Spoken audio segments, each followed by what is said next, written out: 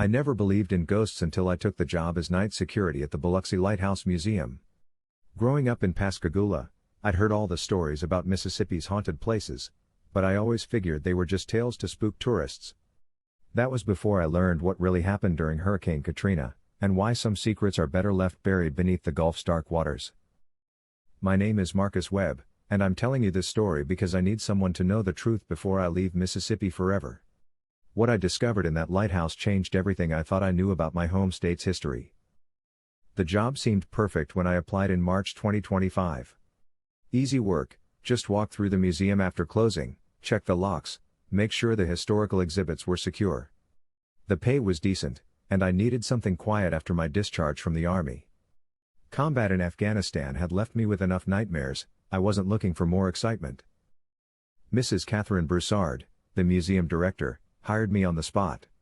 She was a thin woman in her 70s with silver hair and eyes that seemed to hold decades of secrets. During our interview, she mentioned that the previous night guard had quit suddenly, claiming he'd heard voices from the water during his rounds. Nonsense, of course, she said with a nervous laugh. Old buildings make all sorts of sounds. The lighthouse has stood here since 1848, it's bound to creak and settle. I should have paid more attention to the way her hands trembled when she said it. My first week passed without incident. The Lighthouse Museum closed at 6 p.m., and I arrived at 10 p.m. for my shift. The building felt peaceful at night, filled with the gentle sounds of the Gulf waters lapping against the shore. I'd walk through the exhibits about maritime history, check the gift shop, then climb the spiral staircase to the lighthouse keeper's quarters on the upper floors. The keeper's quarters had been restored to look exactly as they would have in the 1920s, complete with period furniture and personal belongings. A brass nameplate by the door read Jeremiah Cosgrove, Lighthouse Keeper 1919 to 1932. According to the museum placard, Cosgrove had been a dedicated keeper who'd never missed a night of lighting the beacon until he mysteriously disappeared during a storm in 1932. It was during my second week that I first heard the voices. I was making my usual rounds around midnight when I heard what sounded like muffled conversation coming from the direction of the water. At first, I assumed it was late-night fishermen or couples walking the beach, but when I looked out the lighthouse windows, the shoreline was empty. The voices seemed to be coming from the Gulf itself. I pressed my ear to the glass and listened. The voices were too distant to make out words, but there was something urgent about them, almost pleading. A chill ran down my spine as I realized the sounds were coming from beneath the water. That's when I noticed the logbooks. Mrs. Broussard had mentioned that all the lighthouse keeper's original records were kept in a locked cabinet in the museum office. She'd given me the key for emergencies, and my curiosity about those voices drove me to investigate. I found dozens of leather-bound logbooks dating back to the lighthouse's construction, but it was Jeremiah Cosgrove's final entries that made my blood run cold. August 15, 1932, the voices from the water grow stronger each night. They call to me in languages I don't recognize, but somehow understand. They speak of things that happened here long before the lighthouse was built. God help me, I think they want me to join them. August 20, 1932, I can see them now when the moon is dark. Shapes moving beneath the surface, reaching up toward the light. Mrs. Evangeline says they're the spirits of those who died in the Great Storm of 1819, but I fear it's something older, something that was here when the Choctaw still walked these shores. August 23, 1932, I found the bones today. Hundreds of them, buried in the sand where they're building the new pier. Not storm victims, these bones are ancient, and they're arranged in patterns that make my soul ache to look upon them. I think the lighthouse was built on something sacred, something we should never have disturbed. August 28, 1932, they're coming for me tonight. I can feel it in my bones, in the way the light flickers even though I've checked the equipment a dozen times. If anyone finds this record, know that I go willingly. The debt must be paid, and I am only the first. The lighthouse will call others, as it called me. Beware the voices from the water. That was Cosgrove's final entry. According to the museum records, he vanished that same night, leaving behind only his keeper's cap floating in the surf. I should have quit then, but something kept me coming back. Maybe it was my military training, never leave a mystery unsolved, never abandon a post. Or maybe the lighthouse was already working its influence on me, just as it had on Cosgrove. The voices became more frequent over the following weeks. Always at night, always from beneath the water. Sometimes I could almost make out words, "Come down. Join us. Fulfill the compact." But it was the dreams that really started to get to me. Every night after my shift, I'd go home and dream of the lighthouse as it had been in ancient times. Instead of the white brick tower I knew, I saw a massive wooden structure covered in carved symbols that hurt to look at. Native American figures in ceremonial dress performed rituals around fires that burned with unnatural colors, their chants echoing across the water. In these dreams, I understood that the lighthouse stood on a site that had been sacred to the Choctaw for generations, a place where they communed with spirits of the sea. When white settlers built the lighthouse in 1848, they'd unknowingly desecrated a burial ground and broken an ancient compact between the living and the dead. The spirits had been trying to reclaim what was theirs ever since. I started researching the lighthouse's history during my days off, digging through old newspapers at the Biloxi Public Library and the Mississippi Department of Archives. What I found chilled me to the bone. Every lighthouse keeper since 1848 had reported strange phenomena, voices from the water, unexplained equipment failures, and vivid nightmares. 7 keepers had disappeared over the years, always during storms, always leaving behind only personal belongings floating in the surf. The Coast Guard had eventually automated the lighthouse in 1967 after the last keeper, Thomas Mitchum, was found wandering the beach at dawn, speaking in what linguists later identified as an archaic dialect of Choctaw. Mitchum spent the rest of his life in a psychiatric facility, insisting that he'd been chosen by the water spirits to serve as their voice. He died in 1995, but not before leaving behind dozens of paintings depicting underwater cities filled with the spirits of the dead. The most disturbing discovery was a 1925 newspaper article about construction work near the lighthouse. Workers digging the foundation for a new pier had uncovered what archaeologists called one of the most significant Native American burial sites on the Gulf Coast. The article mentioned hundreds of skeletons arranged in complex patterns, along with artifacts suggesting the site had been in continuous use for over 1,000 years. The burial ground had been respectfully relocated to make way for the pier, but I suspected the spirits hadn't been consulted about the move. As March turned to April, the voices grew more insistent. I'd hear them calling my name, "Marcus? Marcus Webb. Come to us." They knew who I was, and that terrified me more than anything. I started bringing a digital recorder to work, hoping to capture evidence of the phenomena. The recordings were mostly static and wind noise, but occasionally I'd catch fragments of voices speaking in what sounded like Choctaw. I had them analyzed by a linguistics professor at the University of Southern Mississippi, who confirmed they were in an archaic form of the language, words that hadn't been spoken in over 2 centuries.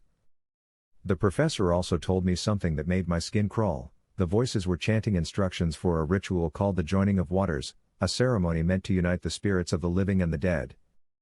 That's when I realized I was in serious trouble. The dreams became more vivid and frequent.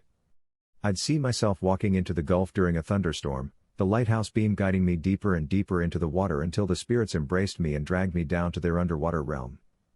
I'd wake up with my feet covered in sand and salt water, even though I lived 3 miles from the beach. Mrs. Broussard noticed my deteriorating condition during our weekly check-ins. I'd lost weight, my hands shook constantly, and I jumped at every sound. When I tried to tell her about the voices and the historical records, she cut me off with a sharp gesture. "Mr. Webb," she said firmly, "I think the job may be affecting your health. Perhaps you should consider taking some time off." But there was something in her eyes, a flicker of fear and recognition, that told me she knew more than she was letting on. I decided to investigate Mrs. Broussard herself. A quick search through public records revealed that her family had been in Biloxi for over 150 years. Her great-great-grandfather, Auguste Broussard, had been the contractor who built the lighthouse in 1848. More importantly, he'd also been the one who'd relocated the Native American burial ground. The pieces started falling into place. The Broussard family had been involved with the lighthouse from the beginning, and they'd been keeping its dark secret for generations. Mrs. Broussard hadn't hired me to protect the museum, she'd hired me to be the lighthouse's next victim. I confronted her the next morning in her office, laying out everything I'd discovered. Her composed facade cracked, and for the first time, I saw the frightened old woman behind the museum director's mask. "You don't understand," she whispered, glancing nervously at the windows as if something might be listening. "My family has been guardians of this secret for 5 generations. The spirits. They require tribute. A life every few years to keep them satisfied, to prevent them from reclaiming the entire town. She opened a locked drawer in her desk and pulled out a thick folder filled with newspaper clippings, police reports, and handwritten notes. It was a chronicle of every person who'd disappeared near the lighthouse over the past 177 years, not just lighthouse keepers, but security guards, maintenance workers, and even tourists who'd gotten too close to the truth. We tried to end it once, she continued, her voice barely above a whisper. In 1967, my grandfather convinced the Coast Guard to automate the lighthouse, thinking that would break the cycle. But the spirits just expanded their hunting ground. People started disappearing from beaches all along the coast. We had to resume the arrangement. I stared at her in horror. You've been murdering people for decades. Not murdering, she said desperately. Choosing. The spirits call to certain individuals, people who can hear their voices, who are sensitive to their presence. We simply guide the process. Make sure the right people find their way to the lighthouse. Like me. She nodded reluctantly. Your military record showed psychological trauma. You were already vulnerable, already hearing things that others couldn't. The spirits were drawn to you from the moment you set foot in the building. I thought about all the subtle ways she'd encouraged me to stay late, to explore the lighthouse's history, to ignore the warning signs. The key to the records room, the casual mentions of the lighthouse's mysteries, even the timing of my shifts, all carefully orchestrated to draw me deeper into the spirit's influence. But there's something you don't know, I said, pulling out my phone and showing her the screen. I've been recording everything. The voices, our conversations, all of it. And I've already uploaded the files to cloud storage with instructions to release them if anything happens to me. Her face went white. You have no idea what you've done. If the spirit's existence becomes public knowledge, if their sacred site is disturbed again. She didn't need to finish. I could imagine the consequences, tourists flocking to Biloxi to hunt for ghosts, developers wanting to build on the haunted land, archaeologists digging up whatever remained of the burial ground.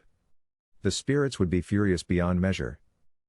That night, I made my final rounds of the lighthouse with a plan.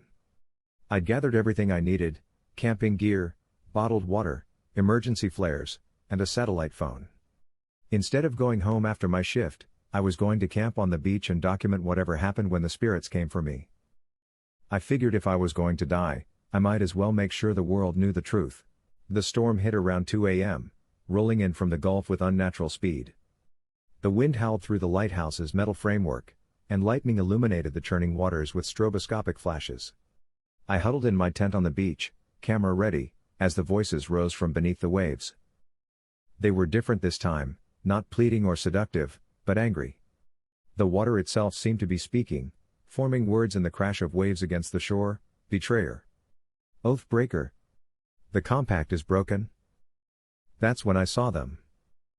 Figures rising from the Gulf like walking pillars of water and moonlight. Dozens of them, moving with purpose toward the lighthouse. They weren't the generic ghosts of horror movies, these were clearly the spirits of Choctaw warriors and shamans, their translucent forms adorned with ritual markings and carrying weapons that gleamed with spectral fire. But they weren't coming for me. They passed right by my tent, their attention focused on the lighthouse itself. Through my camera's night vision scope, I watched them surround the building and begin what could only be described as a ceremony. They formed concentric circles around the base of the tower, their voices joining in a harmony that made the very air vibrate. The lighthouse began to change. The modern brick and metal construction flickered like a mirage, revealing glimpses of the ancient wooden structure from my dreams. The electric beacon went dark, replaced by fires that burned in impossible colors. And then, as if the building itself was being judged and found wanting, cracks began to appear in the lighthouse walls. I realized with growing amazement that the spirits weren't trying to claim another victim, they were reclaiming their sacred site. My threat to expose their existence had forced them to take direct action after 177 years of subtle manipulation.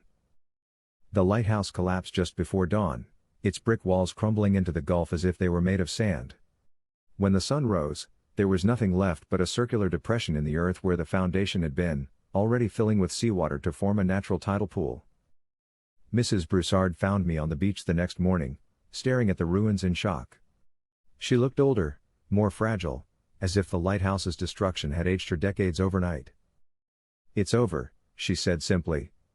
The compact is fulfilled. The spirits have their sacred site back. I learned later that similar events had occurred at dozens of locations across the Mississippi Gulf Coast that same night. Historic buildings constructed on Native American sacred sites had simply dissolved, leaving behind natural formations that seemed to have been there for thousands of years. The official explanation was unprecedented coastal erosion due to climate change, but I knew the truth. The spirits had been patient for nearly 2 centuries, accepting tribute and waiting for the right moment to reclaim what was theirs. My threat to expose them had simply provided the catalyst they needed to act. I quit my job the next day and left Mississippi for good. I'm writing this from a small town in Montana, about as far from the Gulf as I can get. Sometimes, late at night, I still hear voices on the wind, but they're different now. Peaceful. Satisfied. The Biloxi Lighthouse Museum is gone, and so is the curse that claimed so many lives over the years. The site has been declared a natural wetland preserve, and local Choctaw tribal leaders perform ceremonies there during the full moon. The spirits finally have the respect and recognition they deserved all along. But here's the twist that still keeps me awake at night. I've started researching other historic sites across the country, places where ancient sacred grounds were disturbed by modern construction. And I'm finding the same patterns everywhere: mysterious disappearances, strange phenomena, families passing down dark secrets from generation to generation. The lighthouse in Biloxi was just one small part of a much larger story. Across America, the spirits of the displaced and desecrated are stirring, and they're no longer content to wait patiently for justice. I think what happened in Mississippi was just the beginning. The dead are reclaiming their sacred places, one haunted site at a time. And eventually, they're going to want more than just their burial grounds back. They're going to want an accounting for everything that was taken from them. So if you live near a place with a reputation for being haunted, if you've heard stories about mysterious disappearances or strange voices in the night, maybe it's time to start asking questions about what your town was built on top of. Because the spirits are done accepting tribute and making compromises. They want their land back, and they're coming to collect. Hey everyone, thanks so much for watching. If you enjoyed the video, please hit that like button and share it with your friends. Your support helps us grow and create even more awesome content.